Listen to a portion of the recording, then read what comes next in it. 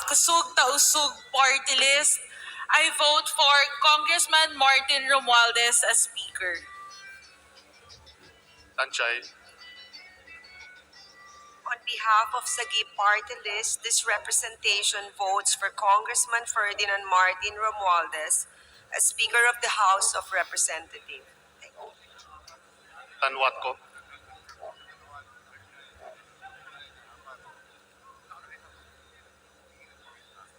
Mr. Presiding Officer, on behalf of the 2nd District of Rizal, our vote goes to the next speaker, Martin Romualdez. Tariela.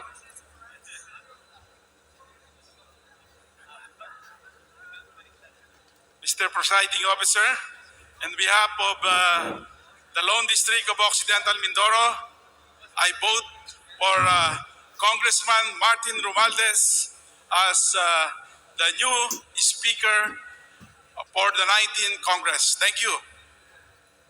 Teodoro.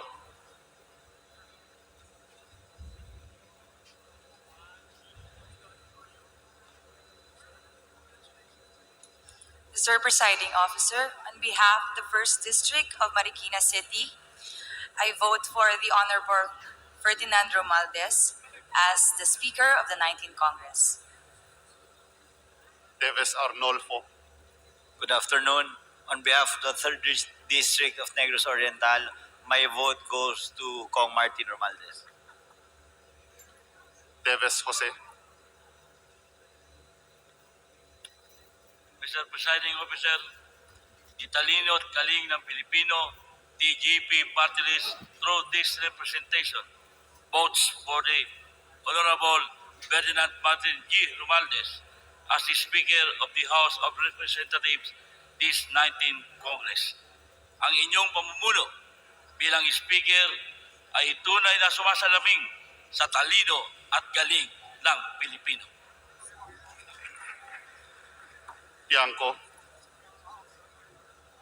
Mr. Presiding Officer, in behalf of the people of the Lone District of Navotas, it is my honor to vote for Speaker Ferdinand Martin G. Romualdez. Ting.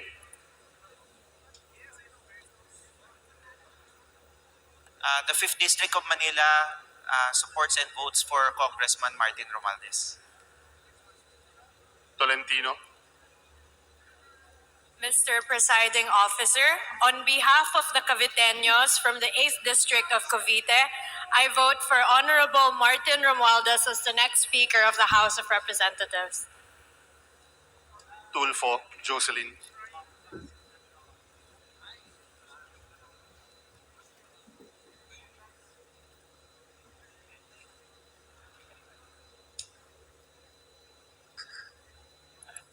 Tulfo Ralph Wendell. Mr. Presiding Officer, the people of the 2nd District of Quezon City votes for our new Speaker, Speaker Martin Romualdez. Tupas.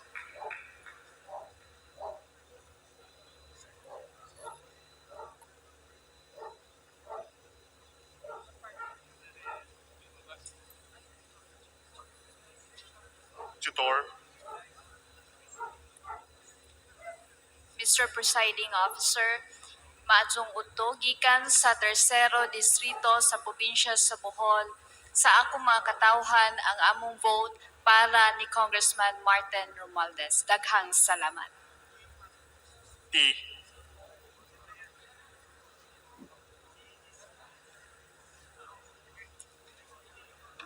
Mr. Presiding Officer, on behalf of LPGMA Party List, I vote for Representative Ferdinand Martin Romualdez as the next Speaker of the House of Representatives. Thank you.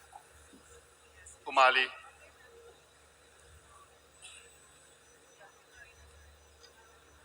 Mr. Presiding Officer, in behalf of the 2nd District of Oriental Mindoro, I vote for Speaker Martin Romualdez.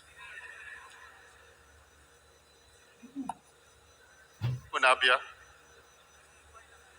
Mr. Presiding Officer, representing the 1st District of Misamis Oriental, my vote is for Ferdinand Martin Romualdez as Speaker of 19th Congress. Thank you. Ungab. Mr. Presiding Officer, as I have already seconded the nomination of the Honorable Martin Romualdez as Speaker of the House of Representatives, let me reiterate my vote and the vote of my district, the 3rd District of Davao City, that I am voting for the Honorable Martin Romualdez as Speaker of the House of Representatives. Thank you, Mr. Presiding Officer. Valeriano.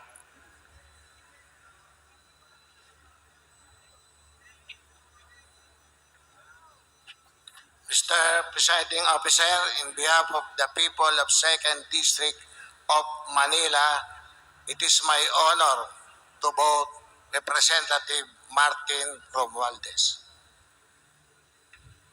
Valmayor. Mayang hapon sa tanan, mayang hapon Madam Vice President. Mr. Presiding Officer, on behalf of the people of the 1st District of Negros Occidental, we vote for Ferdinand Martin Romualdez for our Speaker for the 19th Congress. Thank you. Vargas. The 5th Legislative District of Quezon City votes for the speakership of the Honorable Martin Romualdez. Vargas Alfonso.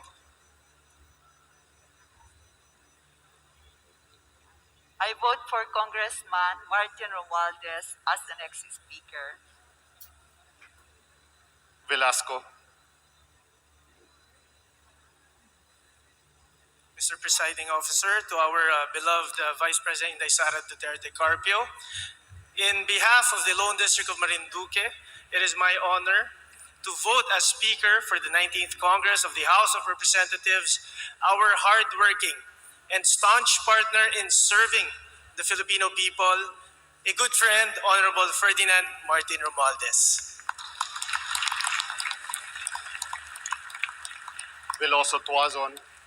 Maupay nga udto hatanan, Vice President Inday Sara, Mr. Presiding Officer, on behalf of the 3rd District of Leyte, it is my distinct honor to vote for our fellow Leyteño, Honorable Ferdinand Martin Romualdez as Speaker for the 19th Congress.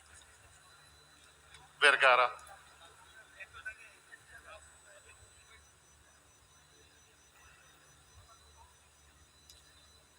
Versosa. Mr. Speaker, isa pong karangalan sa amin sa Tutok Tuwin Party List na suporta ng liderato ng aming kaibigan na kasama sa hirap, makakasama sa pagbabago, sa pagtulong at sa pagbigay ng pag-asa. Ang aming Speaker, Speaker Martin G. Romualdez. Villa.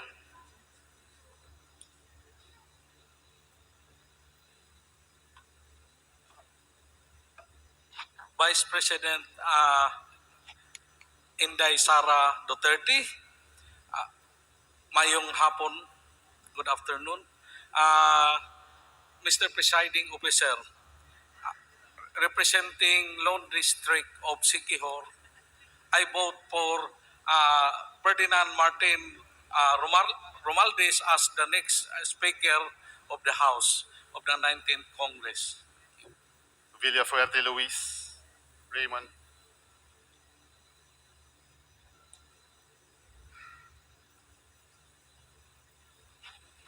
Magandang umaga sa inyong lahat. Diyos Maray na Aldao. Ang boto ko po ay solid, buo, walang kaduda-duda para kay Speaker Martin Romualdez. Salamat po. Villafuerte Miguel Luis. Good morning to all. Diyos Maray na Ramrag kaninyo amin. On behalf of the Rinconada area, province of Camarines Sur, I would like to vote Congressman Martin Romualdez as the next Speaker of the 19th Congress. Maraming salamat po. Villanueva. Mr. Speaker, sa pag-asang mapabilis ang pagbangon at pagtunlad ng ating minamahal na bansang Pilipinas, at sa makulay na outstanding performance ng Majority Leader of 18th Congress sa pangalan po ng Citizens Battle Against Corruption, also known as SIBAC Party List, I am releasing my resounding yes vote for the Honorable Ferdinand Martin G. Romualdez to be the Speaker of the House of Representatives, 19th Congress. Thank you and God bless you more, Mr. Speaker, and God bless the 19th Congress and our beloved country, the Philippines. Thank you. Villar, Mr. Presiding Officer, as a representative of the Lone District of Las Piñas City, it is my distinct honor and privilege to vote for Congressman Martin Romualdez as the next Speaker of the 19th Congress. Villaraza Suarez, Mr. Presiding Officer, on behalf of Alana Party List, my vote for the next Speaker of the House is my ninong, Martin Romualdez. Villarica,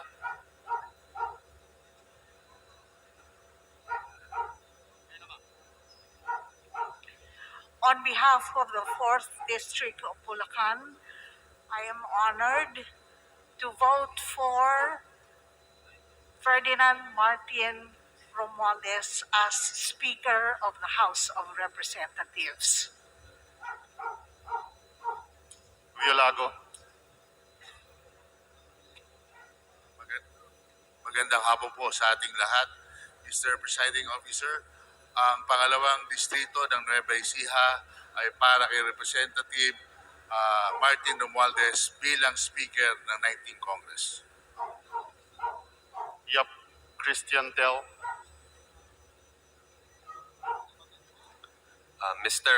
Presiding Officer, in behalf of the 2nd District of the Province of Tarlac, I vote for Congressman Martin Romualdez as the next Speaker of the House of Representatives. Yap Christopherson,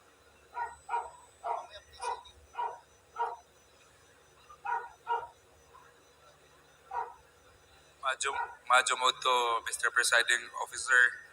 In behalf of the 2nd District of Southern Leyte, it is my honor and privilege to cast my vote for Congressman Ferdinand Martin Romualdez. Yap Edvic, Mr. Presiding Officer, this representation from AXIS Party List votes for Congressman Ferdinand Martin Romualdez. Yap Eric, Magandang hapon po kay VP Inday Sara Duterte. Bilang kinatawan ng probinsya ng Benguet, syempre po hindi pababayaan ni Speaker Martin Romualdez sa Benguet. We vote for Martin Romualdez bilang Speaker. Congratulations po. you Divina Grace,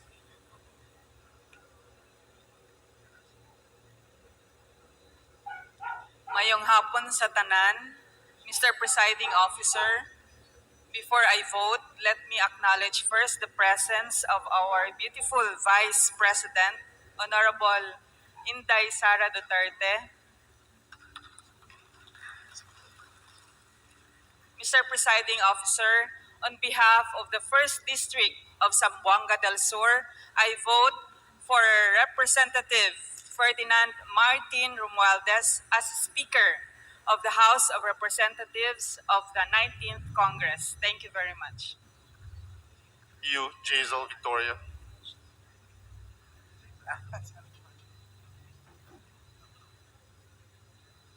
Maayong hapon sa tanan.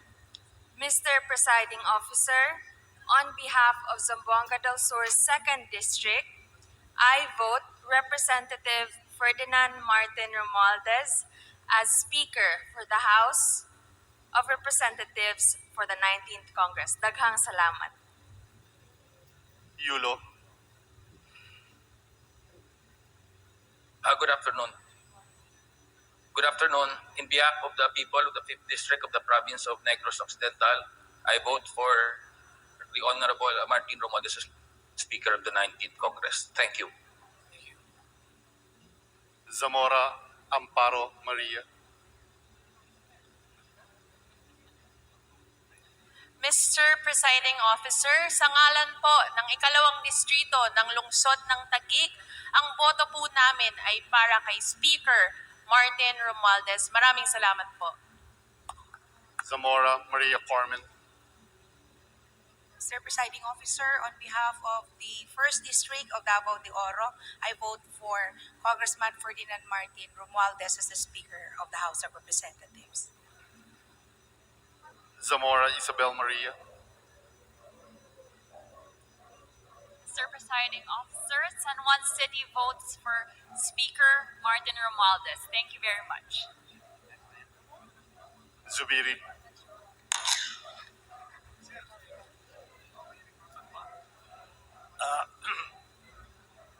Good afternoon, everyone. Today is my first day as a member. Today is my first day as a member of the Council. I arrived today and immediately I am here. But I'm so happy that on my first day I already participated, and this participation makes me very, very happy. Allow me to read this. In behalf of the province of Bukidnon, especially the 3rd District, I cast my vote for Representative Martin Romualdez as Speaker for the 19th Congress because he has done a lot for us in the province of Bukidnon. Thank you, Martin. Thank you very much. second call for the election of the position of the Honorable Speaker of the House of Representatives, ang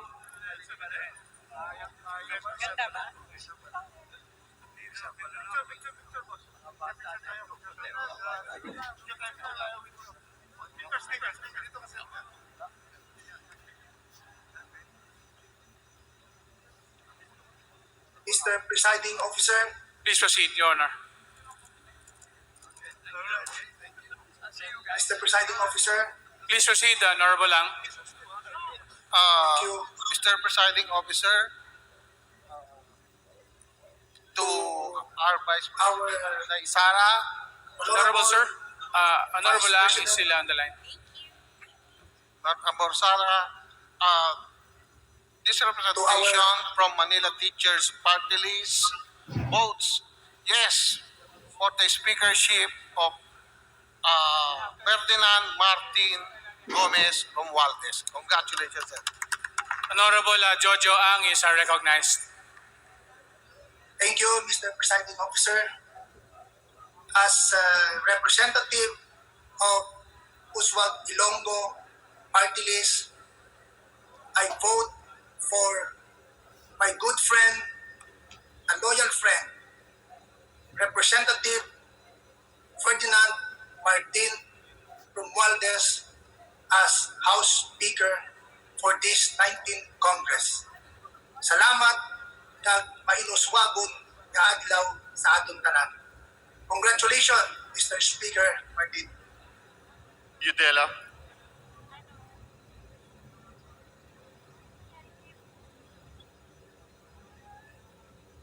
Please proceed, Your Honor. Maayong uto kanatong tanan. On behalf of 2nd District, will give our full support and solid yes vote to the speakership of Honorable Ferdinand Martin Romualdez.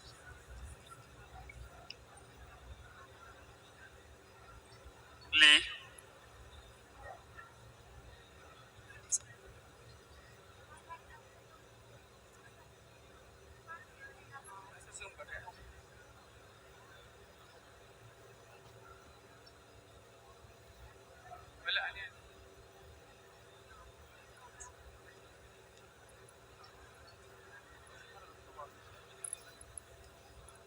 Lee,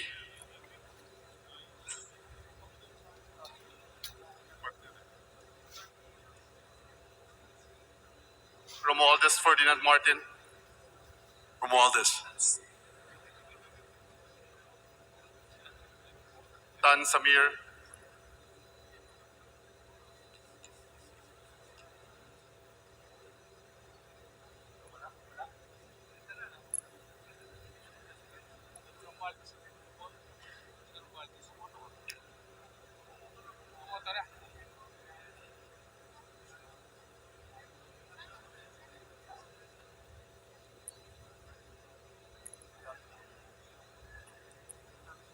Tan Stephen,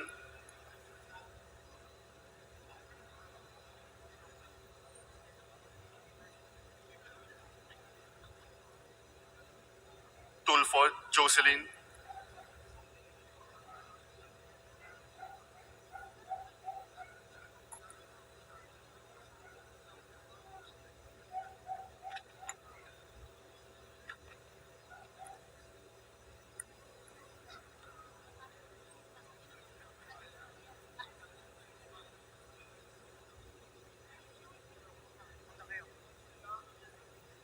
Tupas, On behalf of the people of the 5th District of Iloilo, it is my honor to vote for Honorable Ferdinand Martin Romualdez as Speaker of 19th Congress. Salamat po. Abalos,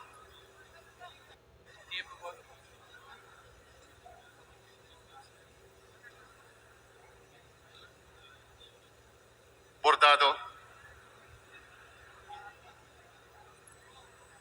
Bosita,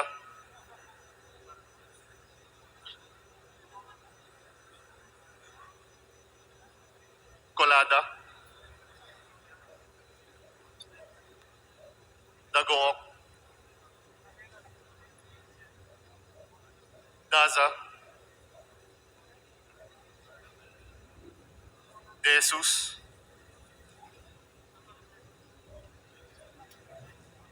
Enciso,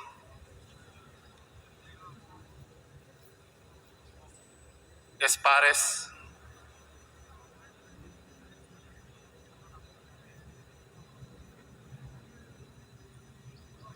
Gutierrez,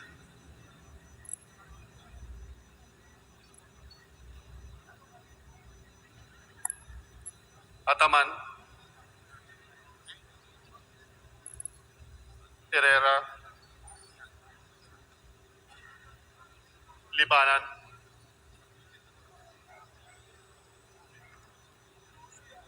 Noel,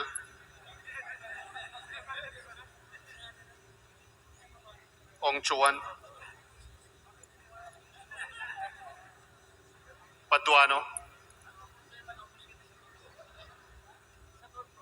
Soriano, Tan Reynolds,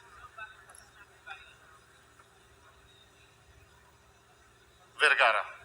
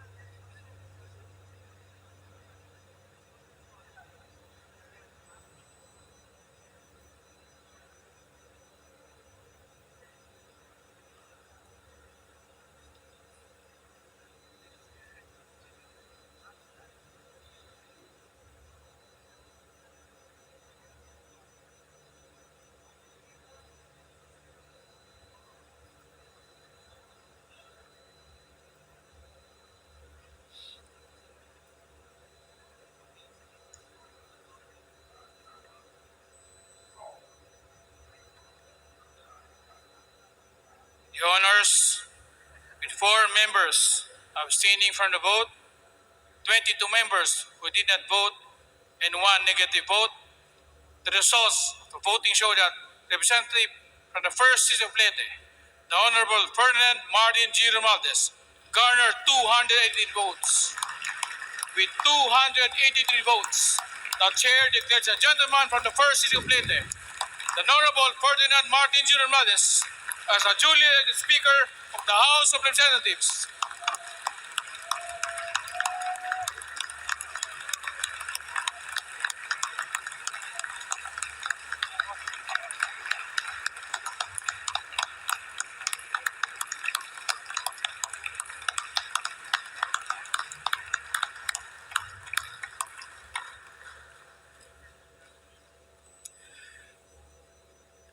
Mr. Presiding Officer, I move that a committee of 5 members composed of Representative Isidro T. Ungap, Representative Roberto V. Puno, Representative Camille A. Villar, Representative Christine Singson Mihan, and Representative Raymond Democrito C. Mendoza be constituted to notify the Honorable Ferdinand Martin G. Romualdez of his election as Speaker of the House of Representatives, and thereafter to escort the Speaker-elect to the rostrum for the oath-taking rites.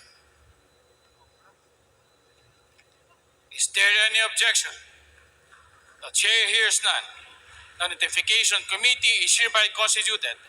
The members of the House so named are hereby appointed to the notification committee, and they are requested to inform the Speaker-elect, the Honorable Ferdinand Martin G. Romualdez, of his election and to escort him to the rostrum. The chair invites the family of the Speaker-elect, Honorable Ferdinand Alexander A. Marcos, and the Vice President of the Republic of the Philippines, Her Excellency Sara Zimmerman Duterte, to join him at the rostrum as he takes his oath of office. Session is suspended.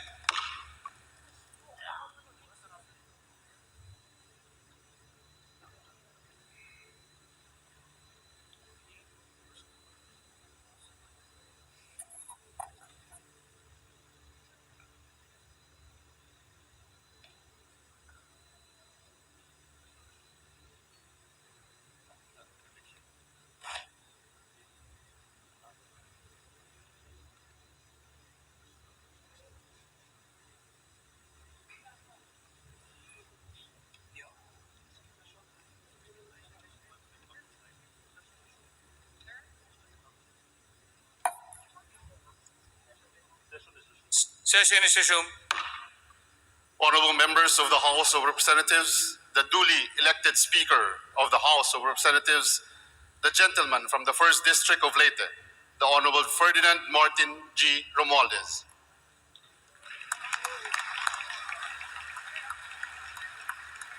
The Honorable Jaime D. Coanco of the 1st District of Tarlac will administer the oath of office to the Speaker-elect. The Honorable Jaime D. Coanco is requested to come to the rostrum and administer the oath of office to the Speaker. May I request all the members of the House to rise. Ang natawag ko.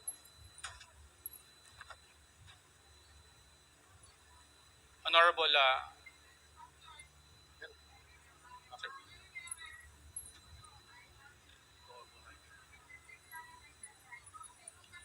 tawag si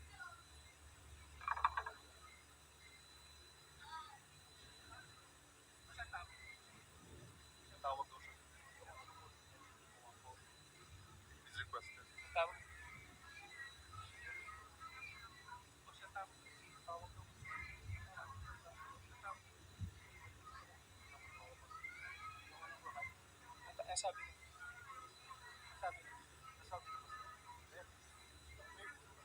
sabi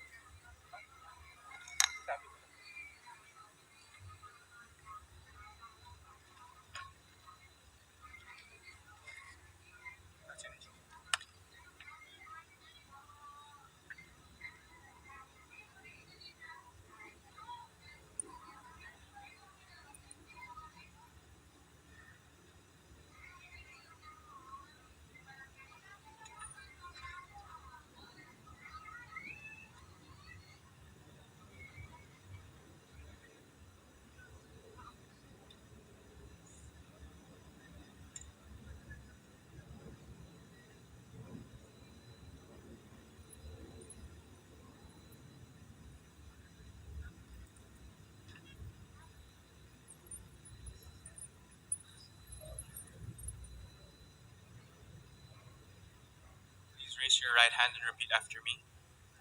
I, Martin Gomez Romualdez of Leyte, of the 1st District of Leyte, having been elected Speaker of the House of Representatives, having been elected Speaker of the House of Representatives, hereby solemnly swear that I will well and faithfully discharge, I will well and faithfully discharge, to the best of my ability, to the best of my abilities, the duties of my present position, the duties of my present position, and of all others and of all others I may hereafter hold under the Republic of the Philippines. the Republic of the Philippines, That I will support and defend that I shall support and defend the Constitution of the the Philippines. Constitution of the Philippines, That I will bear true faith that I will bear true faith and allegiance and allegiance to the same.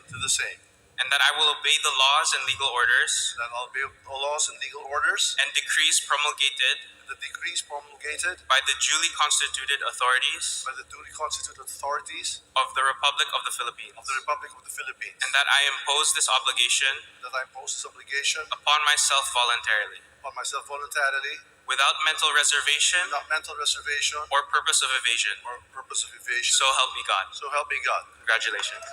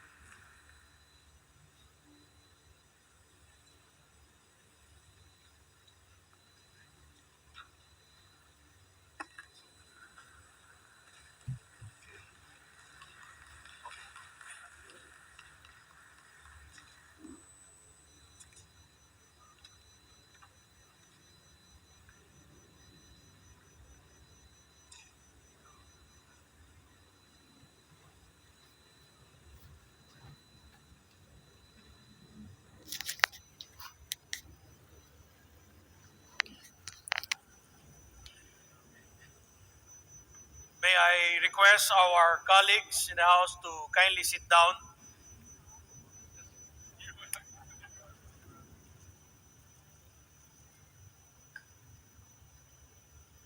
Good afternoon, ladies and gentlemen. It is the afternoon already, so I shall not tarry. Ladies and gentlemen, the members of the House of Representatives of the 19th Congress, I'd like very much to extend my thanks, first of all, to the President of the Republic of the Philippines, Ferdinand Bongbong Romualdez Marcos Jr., for having espoused the message of unity and for supporting the House of Representatives, its leadership, and the legislative agenda that we shall forge ahead. I'm deeply grateful for the presence of the Vice President, and Secretary of Education, Inday Sara Duterte. Salamat.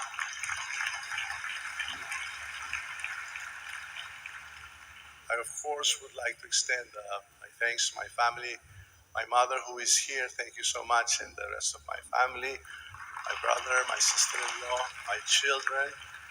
Thank you for the support and the sacrifices, and of course, mostly to my wife, Congresswoman Yeda. You're my inspiration. Most of all, of course, to all our friends here who've made it very, very possible for me to be up here.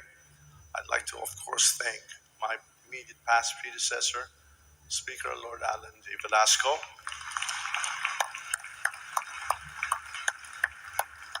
Beyond the legislative agenda that we had accomplished together, he's too responsible for the refurbishment and the most beautiful session hall that we have today. So thank you, Speaker, and of course to our Secretary General and the staff who've gotten this all together. I'd like to also thank one and all for your unequivocal support for our leadership for the 19th Congress. Rather than I accept the position, I ask you all to accept the duty of service to the people. For you and I can do this all together as a team, as we had in the previous Congress, and in unity, as they say, there is strength.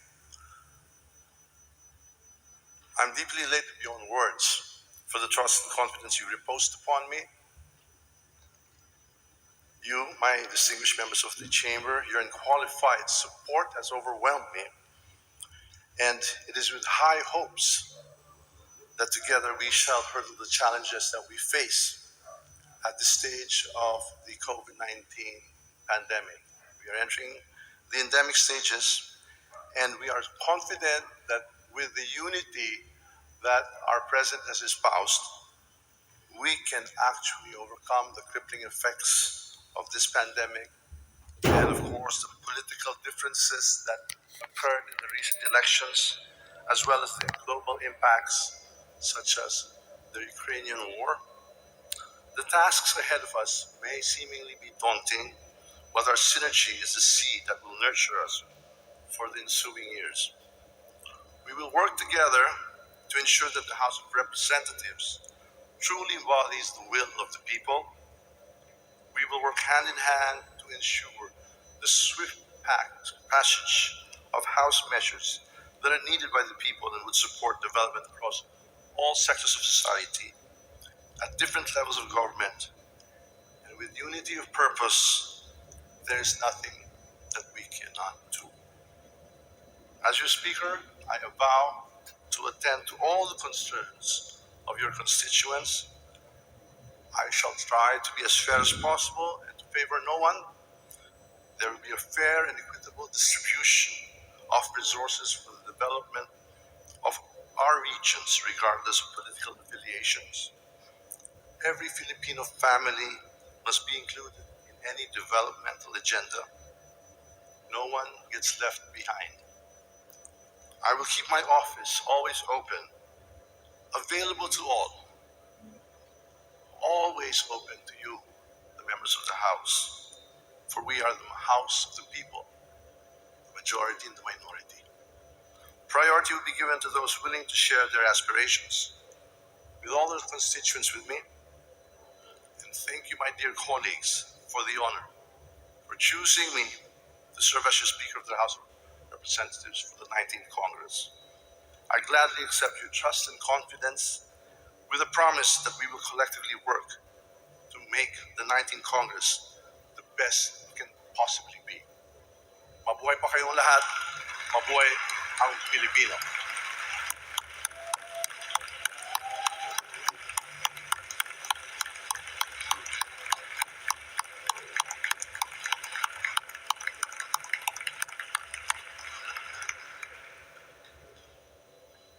Mr. Speaker, I move for the adoption of the 18th Congress Rules of the House of Representatives as amended as the provisional rules of the House to govern its proceedings until the adoption of the rules of the House of Representatives for the 19th Congress. Is there any objection? The chair hears none. The rules of the 18th Congress as amended is hereby adopted as provisional rules for the House of Representatives for the 19th Congress. Mr. Speaker, I move that we now proceed with the oath of the members of the House of Representatives. All members, please rise. Raise your right hand and repeat after me. I state your name. Of having been elected to the position of representative, hereby solemnly swear that I will faithfully discharge to the best of my abilities the duties of my present position and all others that I may hold hereafter under the Republic of the Philippines. That I will support and defend the Constitution of the Philippines. That I will bear true faith and allegiance to the same. That I will be the laws, legal orders, and decrees promulgated by the duly constituted authorities of the Republic of the Philippines.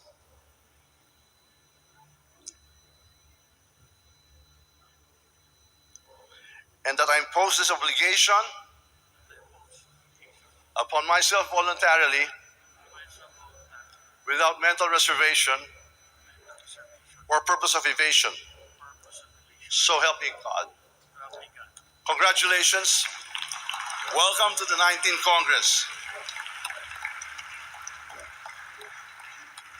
Mr. Speaker, I move that we now proceed to the election of the deputy speakers of the House of Representatives. Is there any objection? The chair hears none. The election of deputy speakers of the House of Representatives is now in order. Acting Floor Leader, please proceed. Mr. Speaker, I move that we elect Representative Gloria Macapagal Arroyo as the Senior Deputy Speaker and the following members as Deputy Speakers of the House of Representatives. Representative Isidro T. Ungab, Representative Roberto V. Puno, Representative Camille A. Villar, Representative Christine Singson Mihan, and Representative Raymond Democrito C. Mendoza. Is there any objection? The chair hears none. Representative Gloria Macapagal Arroyo is unanimously elected as the Senior Deputy Speaker, and the Honorable Representatives Isidro T. Ungab, Roberto V. Puno, Camille A. Villar, Christine Singson Mihan, and Raymond Democrito C. Mendoza are unanimously elected as Deputy Speakers of the House of Representatives. Mr. Speaker, I move that we now proceed to the election of the Secretary General. Is there any objection? The chair hears none. The election of the Secretary General is now in order. Mr. Speaker, I move that we elect Mr. Reginald S. Velasco as Secretary General of the House of Representatives. Is there any objection? The chair hears none. Mr. Reginald S. Velasco is unanimously elected as Secretary General of the House of Representatives.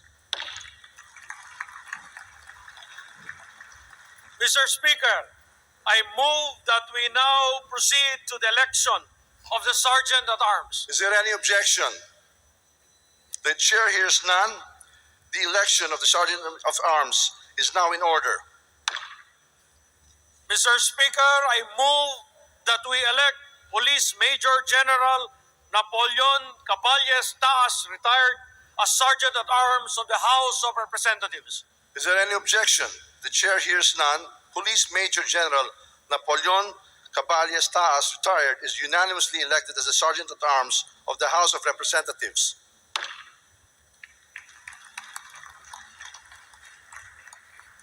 Mr. Speaker, I now move that we recognize the representative from the 2nd District of Cavite, the Honorable Lani Mercado Revilla. Mr. Speaker, my colleagues in this august chamber, distinguished guests, ladies and gentlemen, good afternoon. I stand before you today to nominate the Honorable Manuel Jose Manix M. Dalipe as Majority Floor Leader of the House of Representatives. The role of the Majority Leader is crucial in the proper and efficient legislative operation. The Majority Leader serves as the Speaker's Chief Lieutenant or Field Commander. He is in charge of directing the deliberations on the floor and melding the diverse philosophies, viewpoints, and agenda of all the members of the House. And while scheduling the House's business is a collective activity, the Majority Leader has a large part in shaping the House's overall agenda and in strategically determining when or in what order should a legislative measure be introduced and deliberated on towards its enactment into law. The person I am nominating today as our new Majority Leader possesses a great ability, skill, knowledge, legislative prowess, and mastery of the legislative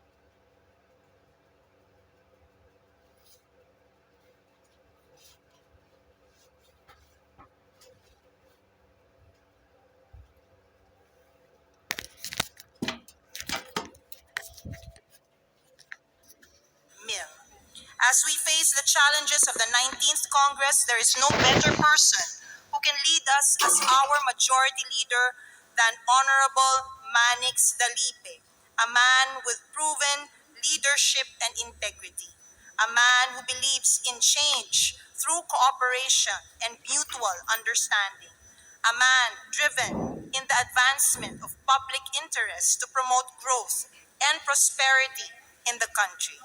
It is with immense pride, great honor, and deep confidence that I nominate Honorable Manuel Jose Manix M. Dalipe, the representative of the 2nd District of Zamboanga City, as our majority leader. Yes, Mr. Speaker. There is a motion on the part of the majority to elect the Honorable Manuel Jose Manix M. Dalipe as the majority leader of the House of Representatives. Is there any objection? The chair hears none. The Honorable Manuel Jose Manix M. Dalipe is elected majority leader of the House of Representatives.